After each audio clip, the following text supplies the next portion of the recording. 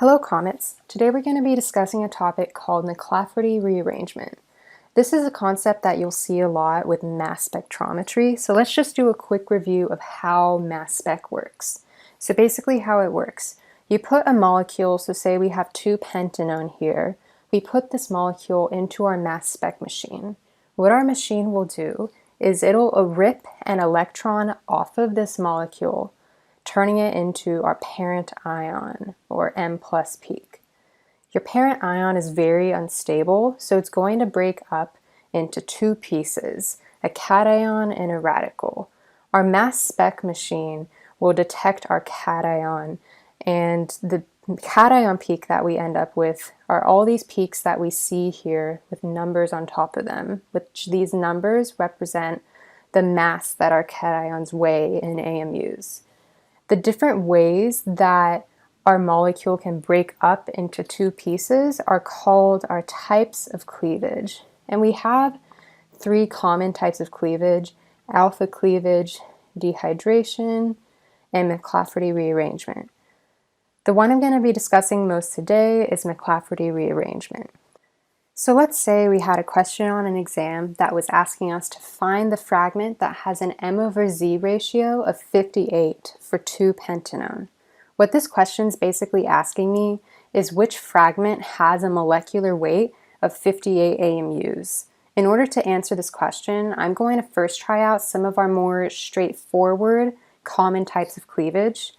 A great example is alpha cleavage. And the reason I'm doing alpha cleavage is because that just makes the most sense, being that we have a functional group. We have a carbonyl, and alpha cleavage is simply just cleaving one carbon away from our functional group on each side.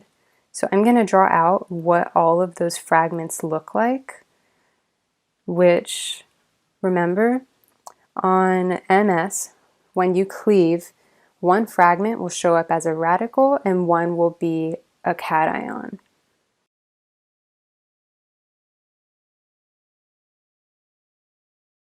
So these are our fragments if I cleave from the left side. Now I'm going to draw out what our fragments will look like if I cleave from the right side.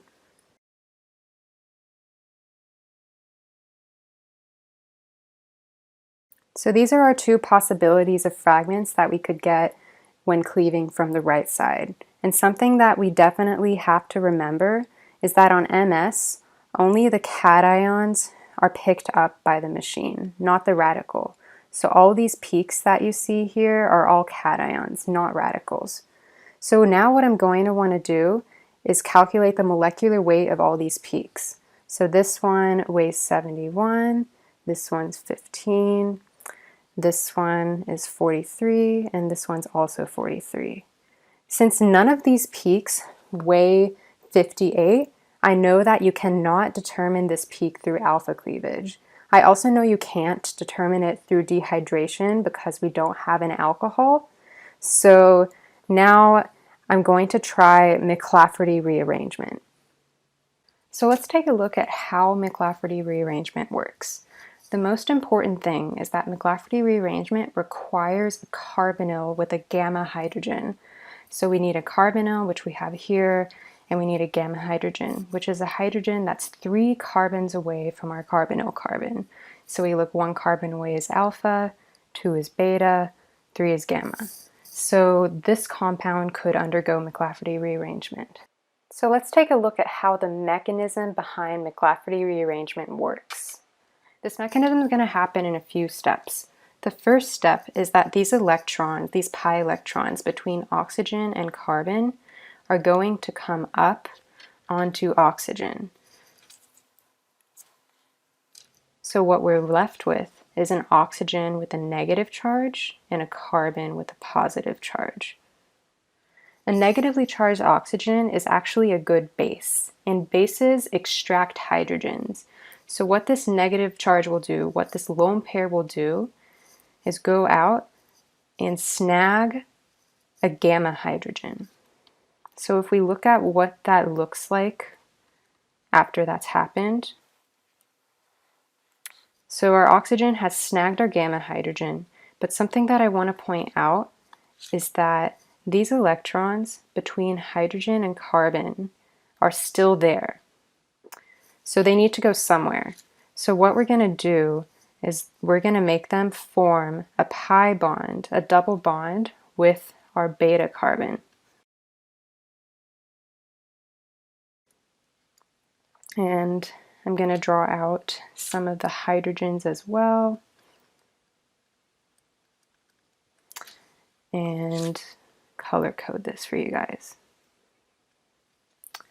So something that I want to point out for you, I want you to look at this carbon that I'm dotting in red. This carbon right now, as it is, has 5 bonds. 1, 2, 3, 4, 5. Carbons can have a maximum of 4 bonds. This right here is violating carbon's octet rule. So what we're going to have to do is get rid of 1 bond. So what I'm going to do right here, I'm going to cleave the bond that's between the beta carbon and the alpha carbon.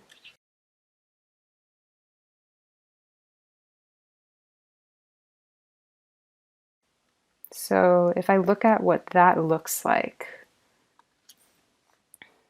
these electrons right here are the electrons that I cleaved off, and they need somewhere to go. And I see that there's a positive charge here. Positive charge represent a deficit of electrons. So this is an amazing place for these electrons to go because they can be used to fulfill that positive charge and make it neutral. So these are our 2 fragments that we're left over with.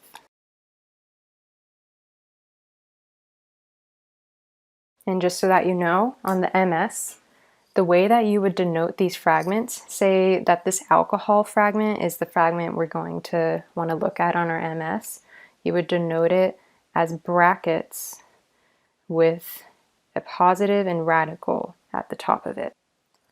So let's draw out how this mechanism looks like in real time so that we can see how all the electrons are moving and what's happening. Which I'm not going to draw out all the hydrogens here because they're not all super important. So the first step, our electrons, our pi electrons between oxygen and carbon are going to come up onto oxygen, leaving our oxygen with a negative charge and leaving our carbon with a positive charge.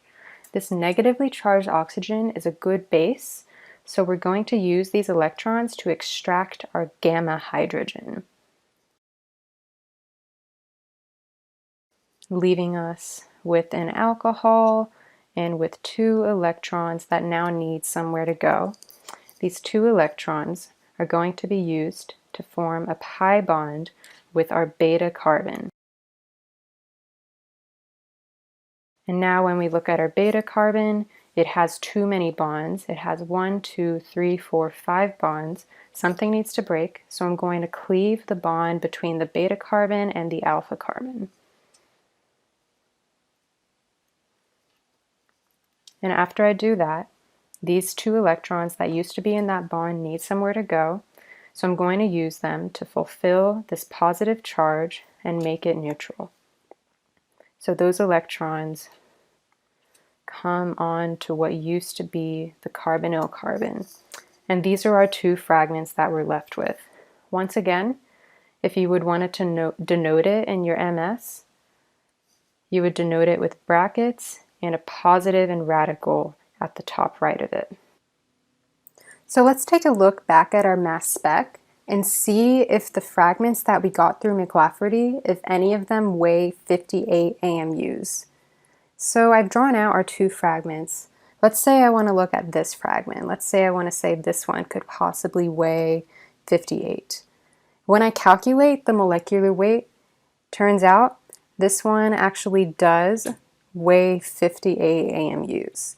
So this tells us that we were able to solve for which one had a 58 MRV value through McLafferty rearrangement. So to sum this up for you guys, I've drawn out a sheet basically describing the summary of what happens in McLafferty rearrangement. Feel free to screenshot it, whatever you need to do to help this make sense to you. If you have any questions, make sure you ask any of the tutors at Peer Tutoring. We're more than happy to help you. Have a good day, guys. Stay safe.